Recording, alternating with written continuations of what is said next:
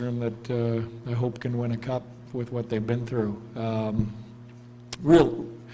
Real disappointed for our group, not in our group, for our group, for the way the season ended, for the time and commitment and energy that group put in to the season.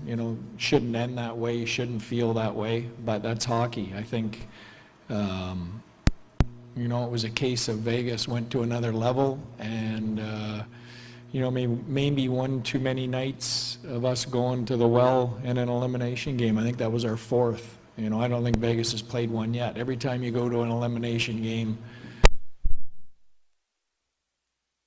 it's hard to refill that tank over and over again. And, I just didn't think there was a lot left tonight. On the right. Hi, Pete Hey. Taylor Baird, NHL.com. We hear a lot about how teams have to lose in order to learn how to win. So how can your group build upon this season? Well, we'll look at everything once we take the emotion out of it and look at it. There's a lot to be proud of. There's only 4 teams left standing out of 32. So, and I don't think at the beginning of the year a lot of people had us penciled as one of them. So there was a lot of work put in by our group, a lot of pride in the work they did. We beat 2 very good teams to get here, Minnesota and Seattle, and they both took a chunk out of us doing it. We didn't have an easy path here, and that takes a toll on you too as you go through. So, we'll see, but you can learn obviously every time you lose on what you have to do better.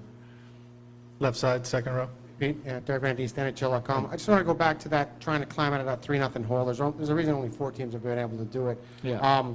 But is it, like you talked about the emotional toll, but is it that and physical and playing from the edge of a cliff every game? I guess, is that kind of all build up?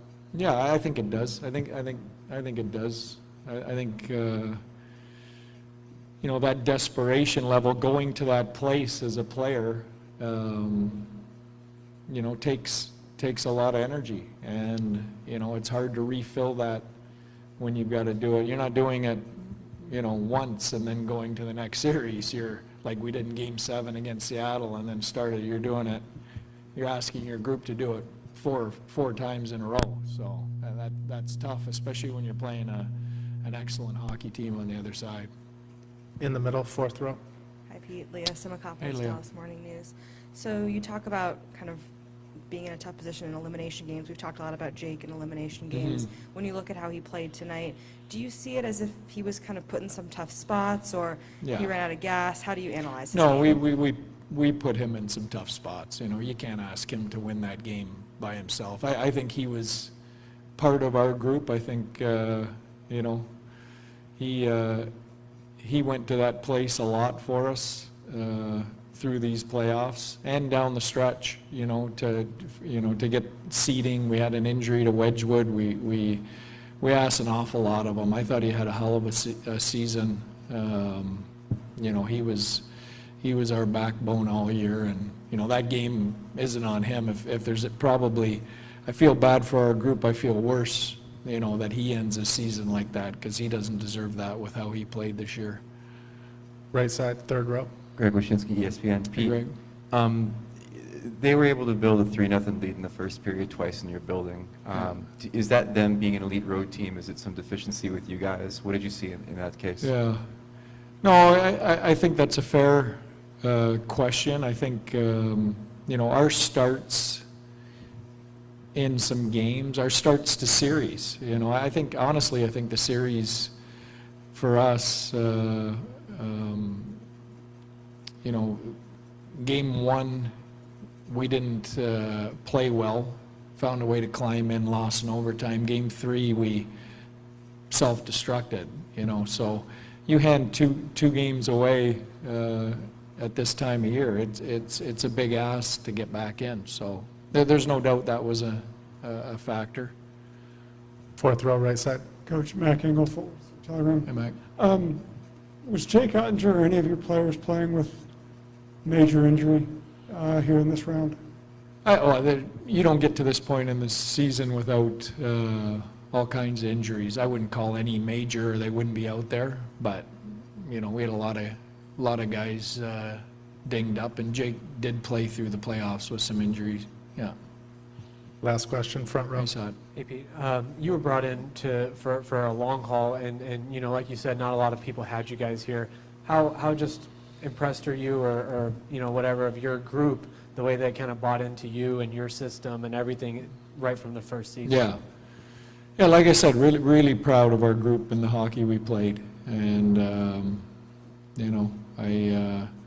like I said, I think it's a tough way to end a season when, there's been so many good things that they've done. So that'll take a few days to get over, but I think when we reflect on it, I think, I think they'll be very proud of the work they put in this year. They should be. Okay, thanks, guys. Thanks, Coach.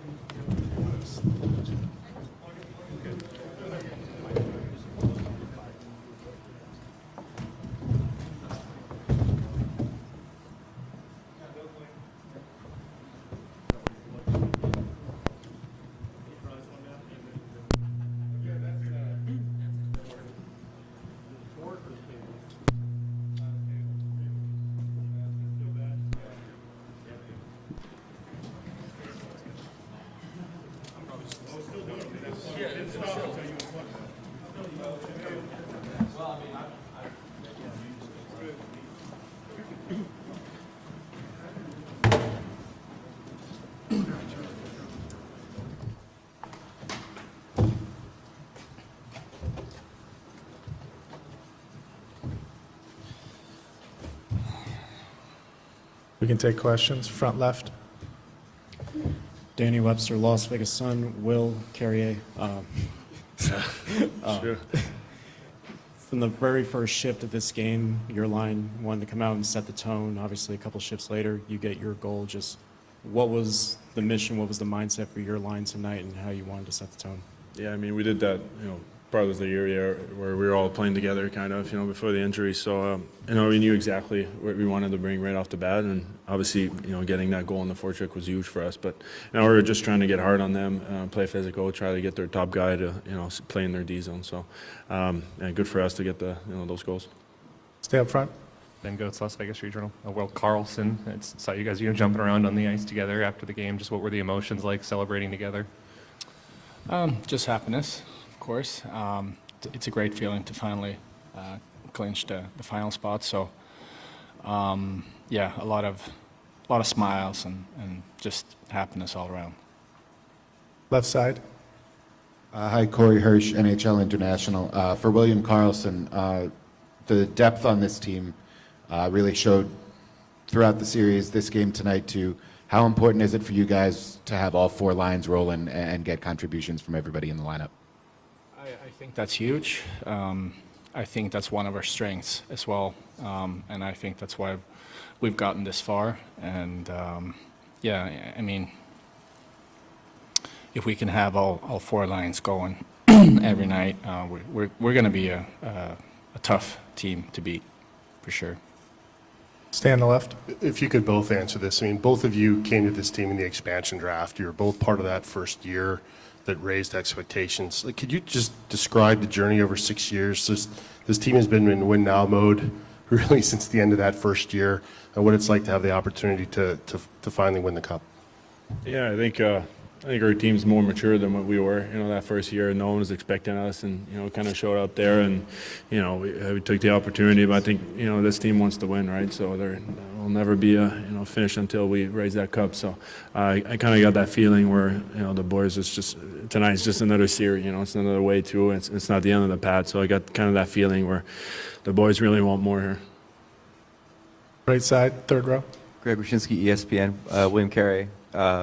Can you take us through the touching, not touching conference trophy politics thing? It seems like Marchessault might have been the ringleader in not touching it because you touched it, I guess, last time. I don't know. As captains, assistants, it's way over my pay grade. So I just show up and they tell me what to do.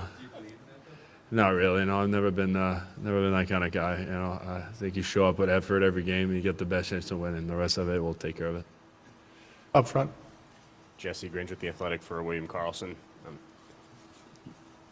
Nick touched on the 6 guys that have been here for the whole time, but you and Marchessault have grown close. How fun's it been watching him play the way he has in these big games? It's been fun for sure. I mean, it's nice to see a guy that you love play really well and contribute, and then you think about his backstory and how he fought his way to get where he is today. That just makes it all even better. So very, very happy for him, and I'm super glad that he's on my team still. In the middle, third row. Joseph Hoyt, Dallas Morning News for Will Carrier. You guys had 2 chances to close them out. You scored first in both those games, then they responded. Obviously tonight you guys scored first and then had 5 more goals to that. I guess being that close to closing this out and seeing their response, how much did that fuel you guys to really get out ahead that quickly?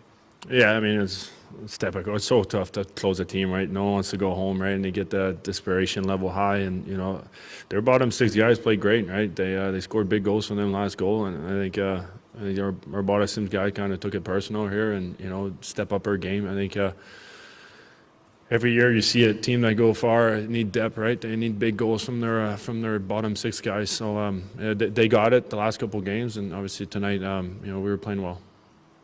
We'll do 2 more questions, then we'll do 1 in French. Right side in the back. Ken Bolkison in Vegas for William Karlsson. How similar does this feel to year 1, and how different does it feel from year 1? I think that first year was just kind of a whirlwind. You've never been there before. Everything was just kind of flowing, and I don't know.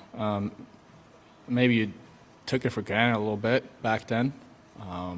Now, 5, 6 years later, there's been ups and downs, and you realize that, this opportunity doesn't come around too often. So I think maybe that's the biggest difference. Yeah. Left side in the back. Jamie Hirsch, NHL Network. This is for Karlsson. You guys talk about the ebbs and flows a lot of hockey in the game itself, but especially in this series. What can you take away from the experience of the series where you were up 3-0 and then really kind of had to feel the pressure to get back to your A game? What can you learn from this series to take into the final? I think maybe after Game 3, maybe we did slip a little bit from our game and didn't play to our strengths. And we had a meeting about that before this game, and we want to correct that. And I think we came out a lot harder. His line kind of set the tone for that, and I think everyone followed. So I think that's what we learned, that you can't really drift from your game, because they're good teams at this time of year. So I think that's it, really. William Karlsson, you can be excused if you'd like. We're going to take 1 question in French. Thanks. In the back. Thank you. Patrick Friolet from RDS. William, il y a 2 volets à ma question. Premièrement, sur le match de ce soir, qu'est-ce que ça a représenté pour toi de servir un peu de bougie d'allumage pour toi, pour ton trio? Puis, comparativement, le parcours que tu as eu avec cette équipe-là, le fait que vous avez eu cette expérience-là, à quel point c'est précieux ce moment-là de le savourer puis d'aller la chercher, la coupe? Oui, je pense que les gars l'ont pris, comme on disait, le bottom 6, les gars l'ont pris un peu personnel. Ils ont eu des gros goals. On se fait scorer là, dans la game. Puis je pense que les gars voulaient tout de suite remonter. On a changé un peu les lignes. On a mis Roy avec nous autres. Fait que je pense qu'on a joué ensemble. C'est une bonne partie de l'année où on joue les grosses minutes pour l'équipe. Puis on joue solide. Fait que j'aime quasiment dire c'est quasiment comme avoir 2 troisième lignes. Fait que c'est sûr, c'est un peu différent de la première année. Le cheminement, je pense que les gars, comme on disait un peu, je pense que la première année, les gars allaient comme avec le flow. On poussait les barrières. Personne ne s'attendait à ce qu'on se rende là. Chaque série qu'on gagnait, c'était comme différent. Je pense qu'on l'a pris un peu, comme en anglais, un peu granted. On était juste heureux d'être là. Tandis que je pense que cette année, les gars veulent vraiment gagner. Je pense l'émotion, tu le sens, les gars. C'est pas gagné de cette série-ci. Je pense que les gars on savait qu'on avait encore un push à faire. Je pense que les deux dans la game étaient durs pour nous autres. Fait qu'on savait qu'il fallait pusher hard pour gagner celle-là. Mais je pense que les gars avaient déjà la tête à la prochaine série. Je pense que si on va faire du vidéo pendant une couple de jours, je pense que les gars vont être prêts pour la première game. Thank you, William. Okay.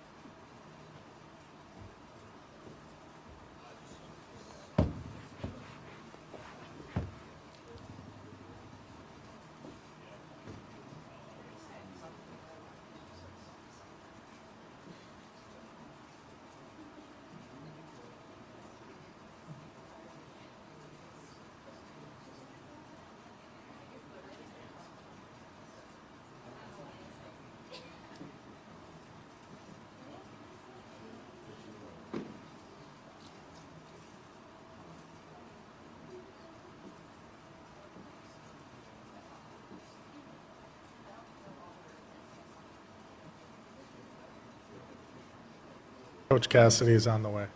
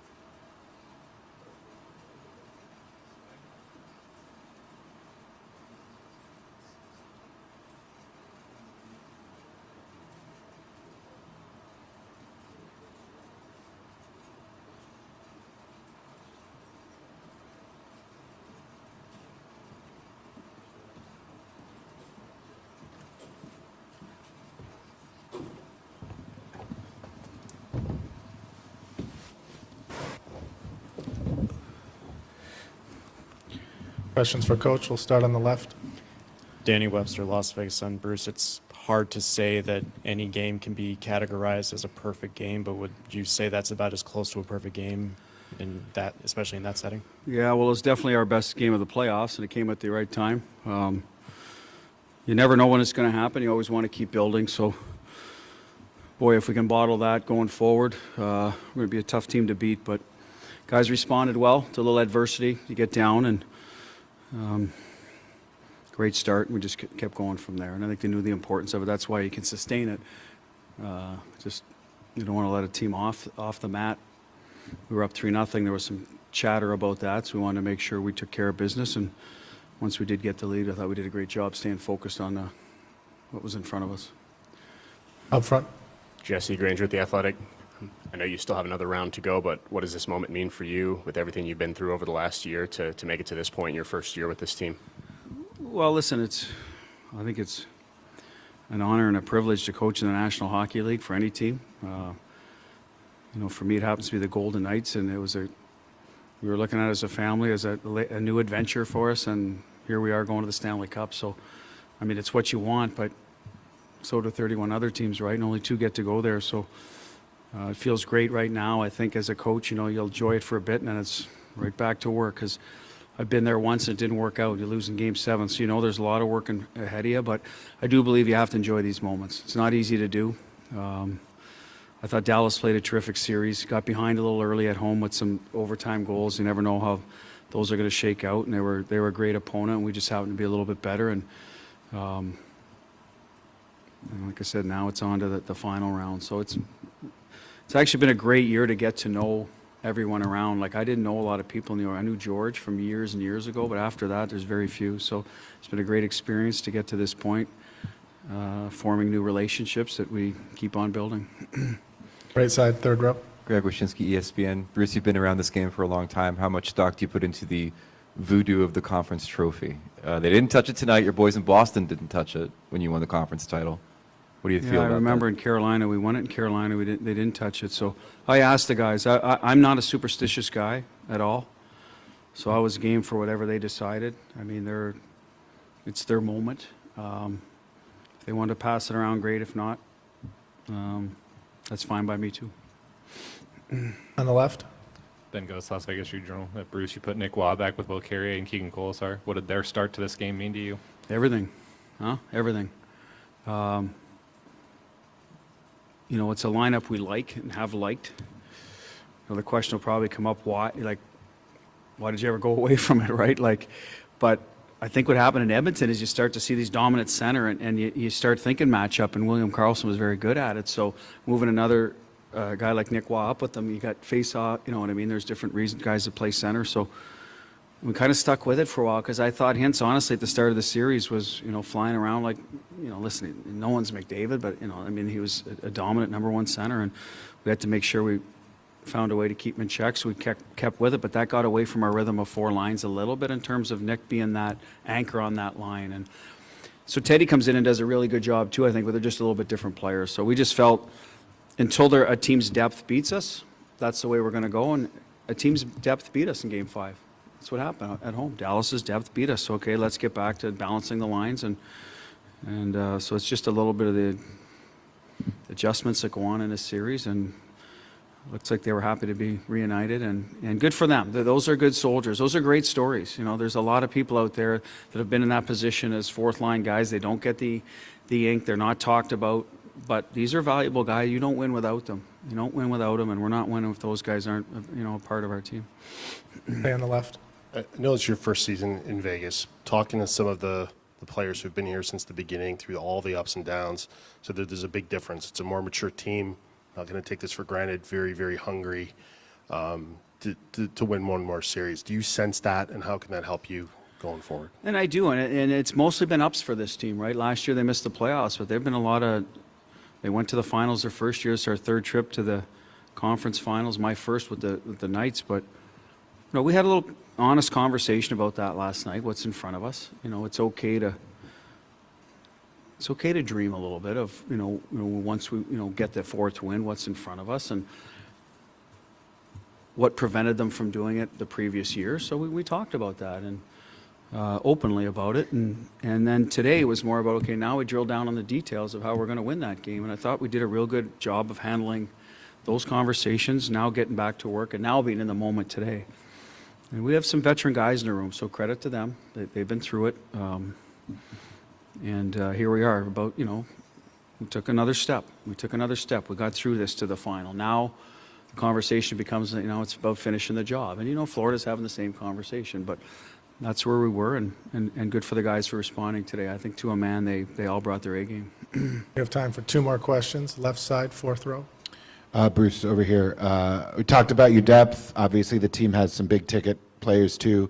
I don't know where William Karlsson kind of fits in that, but, he's had a big series, 10 goals in the playoffs. What's clicking for him so far, and how big has he been to your team's Well, success? I think he's had a terrific second half. He's really found his stride. Can use him in any role.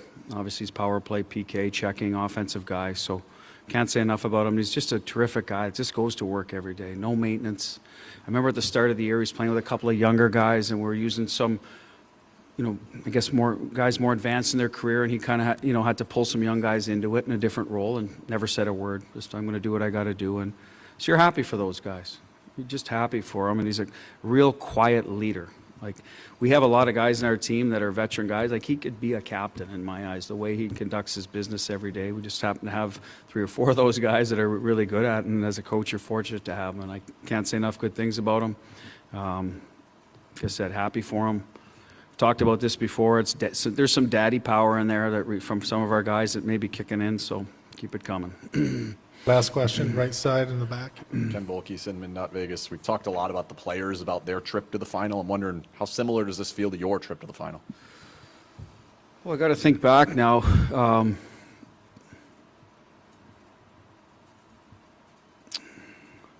We had a difficult first series. That would be different. We had to go 7, I think, with Toronto. And then we picked up steam from there. So it was I don't know, Ken. I honestly can't answer that right now. I'm stumped. Can I say that? I'm stumped right now. They're both, so satisfying, but, to compare them, I'd have to think back a little bit. I had less of a bald spot. I know that for a fact. 2 great locker rooms. That's usually what happens. You get to the Final Four. I mean, Dallas has spoken highly of their locker room. I know Carolina has. And just, someone has to win, someone has to lose. But, I can't really elaborate, to be honest with you. I have to think about that. I am giving away hats, though, if anybody wants one. Sorry. I'm going to enjoy this one, just like I did then, to be honest with you. I do remember we had about a 10 or 11-day break. I do remember that, which was what Florida's dealing with right now. This one the timing might be a little smoother to get up and running again, but, I mean, that's all speculation, I guess, until you get playing. Thank you, Coach. Thank you.